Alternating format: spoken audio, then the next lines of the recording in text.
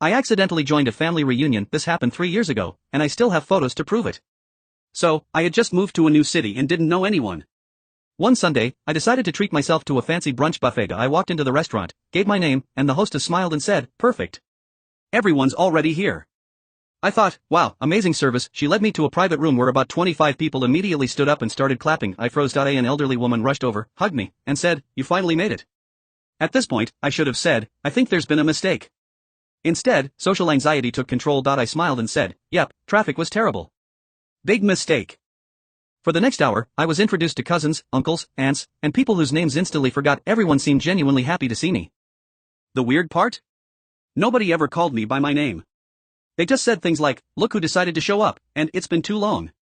So I just kept nodding. Then came the family photos. Yes, I was in the family photos. At one point, an uncle handed me a baby and said, "Your turn." I had never seen this child in my life. Thought I was fully committed now. Finally, disaster struck. A guy walked into the room, looked at me, and said, "Who are you?" Silence. 25 people turned and stared. I admitted everything.